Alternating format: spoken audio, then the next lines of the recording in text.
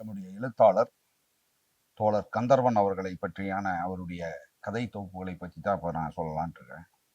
தோழர் கந்தர்வன் அவர்கள் 60 ஆண்டுகள் அவர் வாழ்ந்திருக்காரு. 61 சிறுகதைகளை எழுதியிருக்கார். அவருடைய கதைகள் எல்லாமே மானுடத்தை, மனித நேயத்தை, சமத்துவத்தை சொல்லக்கூடிய கதைகள். குறிப்பாக கிராமப்புற பின்னணியில் எளிய மனிதர்கள், கிராமப்புறத்தினுடைய எளிய மனிதர்களின் வாயிலாக பல்வேறு செய்திகளை, பல்வேறு சமத்துவ சிந்தனைகளை தன்னுடைய கதையின் வாயிலாக சொன்னவர் தான் தோழர் கந்தர்வன் அவர்கள்.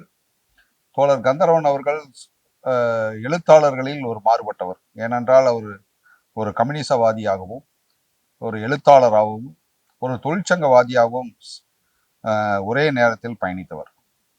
ஆகவே சகா எழுத்தாளர்கள் கூட என்ன சொல்லுவாங்கன்னா, தோழர் கந்தர்வன் அவர்களே கட்சி அவரை முழுக்க எழுதற்கே பயன்படுத்தி இருந்தாங்கன்னா அவர் இன்னும் மிகச்சிறந்த படைப்புகளை தமிழ் ஊரும் நல்லுலகில் கொடுத்திருப்பாரு. ஆனால் அவர்களுடைய பணி சுமை, எழுத்தாளர், தொழிற்சங்கவாதி, ஒரு கட்சியினுடைய கம்யூனிஸ்ட் லட்சியவாதியாகவே தொடர்ந்தால் அவரால் அதிகமாக எழுத முடியல. அது தமிழ் ஊரும் நல்லுலகத்தில் அவருடைய நமக்கு கிடைத்த ஒரு மிகப்பெரிய பாதிப்பு தான். இல்லைன்னா அவர் மிகச்சிறந்த கதைகளை எழுதியிருப்பாருன்னு அவரை பற்றி புகழ்பெற்ற எழுத்தாளர்கள் சொல்லியிருக்காங்க. தோழர் கந்தர்வனுடைய கதைகளில் ரொம்ப முக்கியமான ஒரு கதை துண்டு அப்படின்னு ஒரு கதை. அதாவது தோளில் போட்டிருக்கிற ஒரு துண்டு, ஒரு சாதாரணமாக ஒரு துண்டுக்கு பின்னாடி ஒரு சமூக நீதியை, ஒரு ஒடுக்கப்பட்ட மக்களுடைய ஒரு வழியை சொல்லிய ஒரு அற்புதமான கதை அது. பார்த்தீங்கன்னா இவர் 50 வயதை கடந்த அந்த ஒரு கூலியாள், அவர் தான் அந்த ஊரில் மிக நேர்த்தியாக வேலை செய்யக்கூடிய ஒரு கூலியாள். அவர் இந்த கதை துவக்கத்தில் ஃபஸ்ட்டு அம்பலதாரர் வீட்டுக்கு முன்னாடி அவர் பழனி, அந்த கதையினுடைய கூலியாள் பழனி அவர்கள் அம்பலதாரர் வீட்டுக்கு முன்னாடி உட்காந்துருப்பார். ஒரு காலையில், ஒரு அதிகாலை பொழுதுல ஒரு 6 மணிக்கு அம்பலதாரர் வீட்டுக்கு முன்னாடி உட்காந்துட்டு, ஐயா நான் பழனி வந்திருக்கேன் ஐயா அப்படின்னு அவர் சொல்லுவார். வீட்டிலேருந்து எந்த சண்டமுமே வராது, பெரிய வீடு. இவர் சொல்லுவார் மீண்டும், ஐயா நான் பழனி வந்திருக்கேன் ஐயா அப்படின்னு சொல்லுவார். இவர் சொல்லிகிட்டே இருப்பார், வீட்டிலேருந்து எந்த சத்தமுமே வராது. ரொம்ப நேரம் கழித்து இவர் குத்துக்கால் போட்டு உட்காந்துட்டு, சமணமாக போட்டு உட்காந்துட்டு, கீழே தரையில் இருக்கக்கூடிய அந்த கல்லை பொறுக்கிட்டு இருப்பார். அப்போ ஒரு 10-12 வயதான அம்பலதாரருடைய பேரன் வெளியே வந்துட்டு அவன் பார்த்துட்டு அவன் சொல்லுவான், ஆயா அப்புச்சி பழனி வந்திருக்கிறான், பழனி உட்காந்துருக்கிறான் அப்படின்னு சொல்லிட்டு அந்த பையன் ஓடிடுவான். அந்த பையன் பழனி வந்திருக்கான்னு சொன்ன போதே இவர் சொல்லுவார், பழனி சொல்லுவார், ஐயா சின்னையா நீங்கள் எப்போ ஐயா வந்தீங்க, ஊருந்து எப்போ சின்னையா வந்தீங்கன்னு.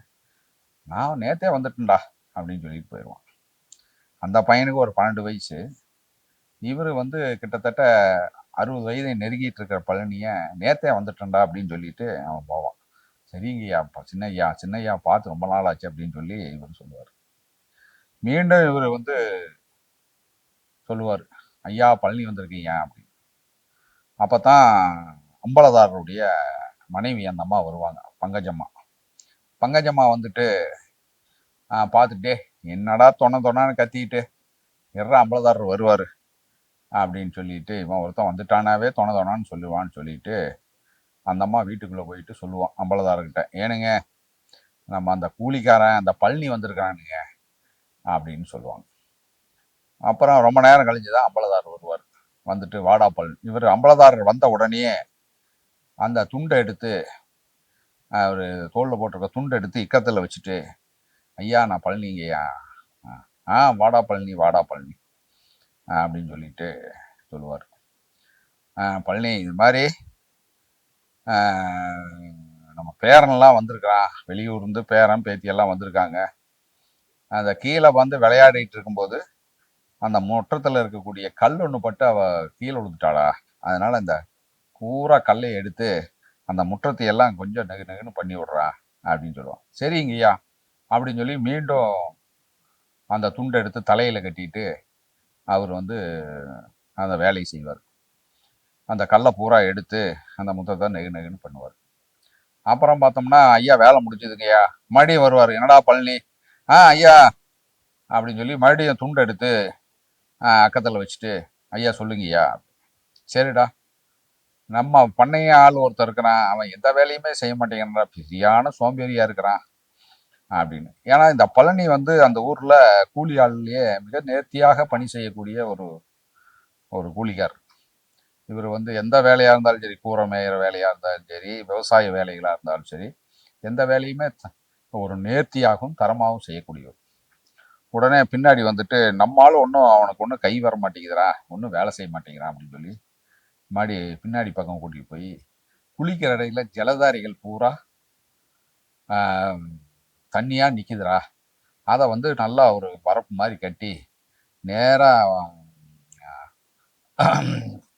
வாழை மரத்துக்கு கொண்டு போற மாதிரி கட்டி விடுறா அப்படிம்பாரு. உடனே அதை வந்து பக்குவமா ஒரு மம்டி எடுத்து இது பண்ணி கரெக்டா எந்தெந்த இடத்துல அதை வரப்ப கரெக்டா பண்ணுவாரு. எல்லா தண்ணி சல்லுன்னு போய் வாழை மரத்துக்கு போயிடும். அந்த வேலையை முடிச்ச உடனே வந்து சொல்லுவாரு. மறுபடியும் அம்பலதாரர் கூப்பிடுவாரு. பழனி அப்படிம்பாரு. ஐயா அப்படின்னு சொல்லி அந்த துண்டை எடுத்து மீண்டும் அக்கத்தில் கட்டிட்டு சொல்லுவார். உடனே அம்பலதாரர், ஏய் ஊர்ந்தெல்லாம் வந்திருக்காங்கடா, அதனால ஒரு ஒரு 50 காய் தேங்காய் மட்டையை உரிச்சு கொடுத்துட்றா அப்படிம்பார். உடனே அந்த மட்டையை உரிக்க ஆரம்பிப்பார். வெளியூர்ந்து அம்பலதாரருடைய வீட்டில் விருந்தினர்கள்லாம் வந்திருப்பாங்க. அந்த விருந்தினர்களுக்கெல்லாம் தடபுடலான விருந்துகளும் விதவிதமான பலகாரங்களும் ஆகிட்டு இருக்கும். அந்த வாசனைகள் வந்து கொண்டே இருக்கும். பழனி காலையில் கொஞ்சோண்டு அந்த கஞ்சி குடிச்சிட்டு வந்ததோட சரி, பசியோட அந்த ஒரு 50 தேங்காயை மட்டை எடுத்து அதை வந்து சாக்கில் போட்டு பிடிச்சி வச்சிருவார். பிடிச்சி வச்சுட்டும் மத்தியானம் உச்சி பொயில் ஆகி மத்தியானம் ஆயிரும். அம்பலதாரர் வீட்டில எல்லாம் விருந்துகள் பிரமாதமாக நடந்துட்டு இருக்கு.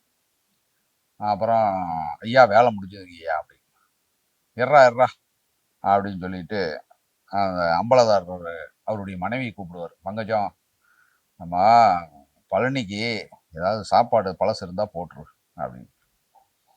உடனே பழனியை வந்து பின்னாடி பக்கமா வாடா, மாட்டு தொழுவு பக்கமா வாடான்னு சொல்லி மாட்டு தொழுவு பக்கம் வந்த உடனே அம்பலதாரர் வீட்டுடைய நாய்க்கும் பழனி உட்கார்ந்துருக்க இடத்துக்கும் சிறிய இடைவெளி தான் அப்படின்னு சொல்லுவாரு கந்தர். அங்க வந்து ஒரு பழைய மண்ணு சட்டியில சாப்பாடும் தண்ணியை ஊற்றி ஒரு 4 வெங்காயத்தை உரிச்சு கொடுத்துருவாங்க. பழனி குந்த வச்ச காலோட அந்த பழைய சாப்பாடை கரைச்சி குடிச்சிட்டு இருப்பார். வீட்டுக்குள்ள விதவிதமான பலகாரங்களும் விருந்துகளும் நடந்து கொண்டே இருக்கும். ஆனால் பழனிக்கு மட்டும் ஏனோ அந்த பழைய சாப்பாடு மட்டும்தான் கிடைச்சிருக்கும் அப்படின்னு. உடனே சாப்பிட்டு முடிச்சதும் வெளியே வந்துடுவாரு. வெளியே வந்ததுமே உடனே அம்பலதாரர், வாடா பழனி பாரு. உடனே தன்னுடைய துண்டை எடுத்து அக்கலை வச்சுட்டு, ஐயா சொல்லுங்க ஐயா அப்படின்னு. இந்த மாதிரி கவுத்து கட்டில் 2-3 கட்டிலெல்லாம் இது மாதிரி கயிறெல்லாம் தொங்கிருச்சுரா, புதுசாக கயிறு போட்டுடுறா அப்படிம்பாரு. ஏன்னா அந்த ஏரியாவிலேயே வந்து கைத்து கட்டில் கயிறு போட்டு கட்டளை தயார் பண்ணுறதுல ரொம்ப சிறப்பான ஆள் பழனி. பழனி போட்ட கயிறு திரிச்சு அவர் கட்டினார்னா 10 வருஷமானாலும் அந்த கட்டளை அப்படியே இருக்கும் அப்படின்னு ஒரு பேர் வாங்கினவர். உடனே ஒரு 3 கட்டலுக்கு அவர் வந்து கயிறெல்லாம் போட்டு ரொம்ப அருமையாக அந்த வேலையை முடிச்சிருவார். வேலையை முடிச்சும் போது மத்தியானத்துக்கு மேலே சாயங்காலம் ஆயிடுது. அப்புறம் அங்கே ஐயா அப்படின்னு அப்புறம் சொல்லுவார். பின்னாடி பூரா அந்த இதில் கொஞ்சமெல்லாம் ஒரு தென்னை மட்டையில் தேங்காயை ஒரு கொஞ்சம் நான் போட்டு விட்றா அப்படிம்பாரு. ஏன்னா இவர் மர ஏறலையும் ரொம்ப சிறப்பானவர். அப்புறம் ஒரு 10 மரத்தில் தேங்காயை போட்டு தென்னையை சீவி விட்டு எல்லாம் ஒழுங்குபடுத்தி அப்புறம் அந்த தென்னை மட்டையெல்லாம் ஒரு இடத்துல போட்டுட்டு அப்புறம் மாட்டு சாணத்தையெல்லாம் எடுத்து வலித்து எல்லாத்தையும் பண்ணுவார். பொழுது சாஞ்சி இரவாயிரும். அப்புறம் ஐயா அப்படின்னு சொல்லுவார். உடனே தன்னுடைய துண்டை இடுக்கில் வச்சுட்டு, ஐயா சொல்லுங்க ஐயா. சரிடா பழனி, போயிட்டு நாளைக்கு வேலை இருக்கு, வராமட்டுறாத. நம்ம வேலையாள் வந்து அவன் ஒரு வேலையை செய்ய மாட்டேங்கிறான்டா, ஒரு சோம்பேறியா இருக்கிறான், நாளைக்கு வந்துடுறா பழனி அப்படின்னு சொல்லி சில 50 ரூபாய் நோட்டுகளையும் ஒரு 100 ரூபாய் நோட்டுகளையும் பழனியிடம் கொடுத்து விட்டு தன்னுடைய பருத்த உடலை அந்த தூணில் சாய்ச்சிட்டு இருப்பார். சரிங்க ஐயா அப்படின்னு சொல்லி துண்டை அக்கத்தில் வச்சுட்டு அவர் கொடுத்த அந்த சில 50 ரூபா நோட்டுகளை வாங்கி கொண்டு பழனி பசியோட போவார். பலகார வாசனைகளும் தடபுடலான விருதுகளுடைய எச்சலைகளில் குவியல்களும் நடந்து கொண்டே இருக்கும். பழனி பசியோட வீட்டுக்கு போவார். போய் வீட்டில் எதுவும் சாப்பிடாம படுத்துருவார். காலையில் மீண்டும் பழனி அதிகாலை பொழுதுலேயே எந்திரிச்சு கிளம்பி போவார். அப்போ அவருடைய மனைவி வெள்ளையம்மா சொல்லுவான், ஏங்க நீங்கள் பாட்டுக்கு வேலைக்கு போகிறீங்க, இதாங்க உங்கள் துண்டு அப்படின்பா. அப்போ பழனி சொல்லுவார், இந்த கருமமே எனக்கு வேண்டாம், இந்த துண்டு. பார்க்குறவனை பூரா எடுத்து எடுத்து இக்கத்தில் வைக்கிறது, அப்புறம் தலையில் கட்டுறது, அப்புறம் இடுப்பில் கட்டுறது, இந்த துண்டே எனக்கு வேண்டாம் அப்படின்னு சொல்லி துண்டு இல்லாமல் போவார். போன உடனே அம்பலதாரர் வீட்டுக்கு முன்னாடி நின்று பழனி, ஐயா நான் பழனி வந்திருக்கேன்யா அப்படின்பாரு. மீண்டும் கொஞ்ச நேரம் கழிச்சு, ஐயா நான் பழனி வந்திருக்கேன்யா அப்படின்னு சத்தம் போடுவார். அம்பலதாரர் வெளியே வருவார். அம்பலதாரர் வெளியே வந்த உடனே பழனி பார்ப்பாரு. பழனி வழக்கம் போல் கையை கட்டி ஐயா அப்படின்பாரு. என்னடா பழனி, ஐயா வந்துட்டேங்க ஐயா. ஒன்றும் இல்லடா, இன்னைக்கெல்லாம் வந்து வண்டி மாடெல்லாம் கட்டி வை, நம்ம சொந்தக்காரர்லாம் அவங்களையெல்லாம் கொண்டு போய் குலதெய்வம் கோயிலுக்கு போகணும், அதனால் மூட்டை முடிச்செல்லாம் எடுத்து மத்தியானம் சாப்பாடு அங்கே அதுக்கெல்லாம் ரெடி பண்ணுறா, எல்லாத்தையும் மூட்டை முடிச்செல்லாம் எடுத்து வண்டியில் கட்டு, மறுபடி நம்ம போகிறதுக்கும் வண்டி எல்லாம் ஒன்று ரெடி பண்ணுறா அப்படின்னு பல வேலைகள் சொல்லுவாங்க. சரிங்க ஐயா அப்படின்னு சொல்லி இவர் வண்டி மாடு கட்டுறதுக்காக பழனி போவார். ஆனால் அம்பலதாரருக்கு ஏதோ ஒன்று குறைவதாகவே தெரியும்.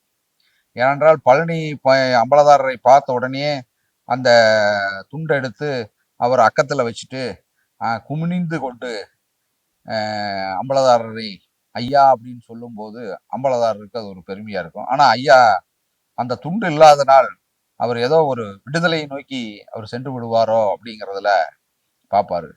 என்னடா பழனி அப்படிங்க வாடா அப்படின்னு சொல்லி அம்பலதாரர் ஒரு புது துண்டு ஒன்று கொடுப்பாரு அவர்கிட்ட. ஏய், உங்கள்கிட்ட இந்த துண்டு இருந்தா தாண்டா உனக்கு அழகே அப்படின்னு. அம்பலதாரர் அந்த துண்டை வாங்குவாரு. அம்பலதாரரிடமிருந்து பழனி துண்டை வாங்குறான். துண்டு என்னமோ பளபள என்று புதிதாகத்தான் இருந்தது. ஆனால் அம்பலதாரருடைய மனது மட்டும் அழுக்காகவே இருக்கிறது. ஏனென்றால் அம்பலதாரர் பழனி அந்த துண்டை இக்கத்தில் வைத்து கொண்டு குனிந்த நிலையில் அவரை எப்பொழுதுமே வணங்குவது மட்டும்தான் அவர் ஒரு ஒடுக்கப்பட்டவராகவே இருக்க வேண்டும் என்கின்ற ஒரு அடையாளத்தை அந்த துண்டு தருகிறதாகவே அம்பலதாரர் நினைப்பார். பழனி வேண்டாம் வெறுப்பாக அந்த துண்டை வாங்கி மீண்டும் அக்கத்தில் வைத்து போய்விடுவார். அப்படின்னு சொல்லி இந்த துண்டுங்கிற கதையில தோழர் கந்தர்வன் அவர்கள் சொன்ன செய்திகள் இன்றும் கிராமப்புறத்தில் ஒடுக்கப்பட்ட சமூகத்தினுடைய மிகப்பெரிய ஒரு அநீதியாக இன்றும் தொடர்கிறது என்பதைத்தான் இந்த துண்டு என்கின்ற சிறு கதையின் மூலியமா தோழர் கந்தர்வன் அவர்கள் ஒரு சமூக நீதியை நமக்கு விட்டு சென்றிருக்கிறார். இந்த கதையை எல்லாரும் படிக்க வேண்டும் என்பதை அன்போடு கேட்டுக்கொள்கிறேன்.